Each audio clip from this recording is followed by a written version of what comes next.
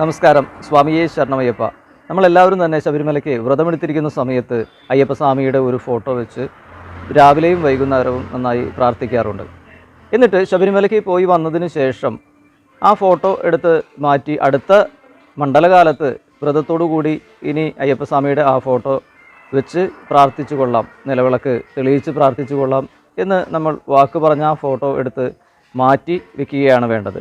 പലരും അത് ഭക്തിയുടെ അയ്യപ്പസ്വാമിയോടുള്ള ഭക്തിയുടെ വളരെ കൂടുതൽ കൊണ്ട് അത് ചെയ്യാതെ അവിടെ തന്നെ ഇരിക്കട്ടെ, ഇനി ഇത്രയും ദിവസം പ്രാർത്ഥിച്ചത് ആ ഭഗവാന്റെ അയ്യപ്പസ്വാമിയുടെ ഫോട്ടോയുടെ മുന്നിലല്ലേ എന്നുള്ള ആ ഒരു ചിന്തയിൽ അതങ്ങനെ തന്നെ വെക്കുന്നതായിട്ട് കാണാം. പക്ഷെ അത് പാടില്ല. അത് അയ്യപ്പസ്വാമി നിത്യ ബ്രഹ്മചാരി ആയതുകൊണ്ട് നമുക്ക് വീട്ടിൽ വെക്കുന്ന സമയത്ത് വീട്ടിൽ അതിനുള്ള ശുദ്ധി കാര്യങ്ങൾ ശബരിമലയ്ക്ക് പോയി വന്നതിന് ശേഷം പലരുടെയും വീട്ടിൽ ഉണ്ടാകാൻ സാധ്യതയില്ല. സ്ത്രീകളുടെ മാസമുറയും അതുപോലെ നോൺ കഴിക്കുന്നവരൊക്കെ ഉണ്ടെങ്കിൽ അത് വൃത്തി വീട്ടിലുണ്ടാകാനായിട്ട് ശുദ്ധി ഉണ്ടാകാനായിട്ട് സാധ്യതയില്ല. അതുകൊണ്ട് അങ്ങനെ വെക്കുന്നത് നമുക്ക് ഗുണത്തേക്കാൾ ഏറെ ദോഷമാണ് ചെയ്യുക. നന്ദി, നമസ്കാരം.